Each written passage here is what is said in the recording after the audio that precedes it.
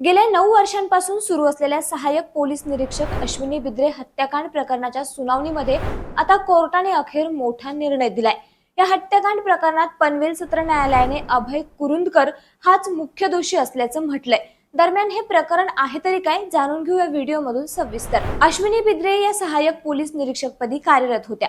11 April 2016 रोजी त्या ड्युटीसाठी घराबाहेर पडल्या होत्या, मात्र त्यानंतर त्या घरी परतल्याच नाही। त्यामुळे त्यांचे पती राजू गोरे यांनी अश्विनी बेपत्ता असल्याची तक्रार दाखल केली होती। मात्र या तक्रारीची दखल देखील न घेण्यात आल्याने त्यांनी मुंबई उच्च न्यायालयात धाव घेतली। त्यानंतर न्यायालयाने नवी मुंबईच्या पोलीस आयुक्तांना या प्रकरणाचा तपास करून अहवाल सादर करण्याचा आदेश दिला होता। दरम्यान अश्विनी बेपत्ता झाल्याच्या 2 वर्षांनंतर म्हणजेच फेब्रुवारी 2018 ला त्यांचा खून झाल्याचं तपासात उघडकीस आलं होतं। या हत्येप्रकरणी पोलीस निरीक्षक अभय कुरुंदकर यांच्यावर गुन्हा दाखल करण्यात आला होता। दरम्यान अश्विनी बिद्रे पोलीस दलात कार्यरत असताना त्यांची पोलीस निरीक्षक अभय कुरुंदकर यांच्याशी ओळख झाली होती। त्यांच्यात प्रेमसंबंध होते, त्यातूनच ही हत्या झाल्याची चर्चा देखील त्यावेळी चांगलीच रंगली होती। आता पाहूया हत्येच्या दिवशी नेमकं काय घडलं होतं। हत्येच्या दिवशी सायंकाळी 7च्या सुमारास अश्विनी या अभय कुरुंदकरला भेटायला पोलीस ठाण्यात गेल्या होत्या। त्यावेळी कुरुंदकर अश्विनी यांना कारमध्ये घेऊन भाईंदरच्या दिशेने रवाना झाला होता। तेव्हाच त्याने कारमध्ये अश्विनी बिद्रे यांची गळा दाबून हत्या केली होती। यावेळी त्यांच्यासोबत महेश फळणीकर असल्याचंही समोर आलं होतं। हत्येची घटना ही 11 एप्रिल 2016 रोजी सायंकाळी 7:15 ते रात्रीच्या 11:15च्या सुमारास घडली होती।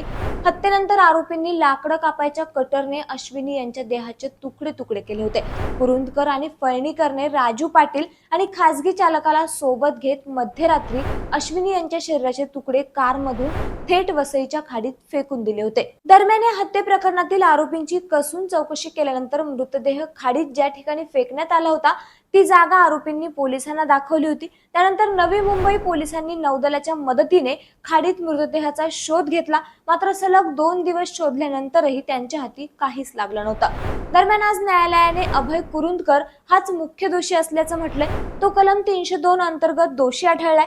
तर महेश फळणीकर आणि कुंदन भंडारी यांनी या मृतदेहाची विल्हेवाट लावण्यासाठी त्यांना मदत केल्याचे देखील कोर्टाने म्हटलंय। मात्र यामध्ये आणखी एक आरोपी असलेला राजू पाटील याला पुराव्याअभावी निर्दोष मुक्त देखील करण्यात आले। मात्र या प्रकरणावर पुढील सुनावणी 11 एप्रिल रोजी होणार असून या दिवशी या आरोपींना शिक्षा देखील सुनावण्यात येणार आहे। त्यामुळे मंडळी, या प्रकरणावर तुम्हाला काय वाटतं आम्हाला कमेंट करून नक्की कळवा आणि असेच नवनवीन माहितीपूर्ण व्हिडिओ पाहण्यासाठी रेट्सअप मराठीला नक्की फॉलो करा। धन्यवाद।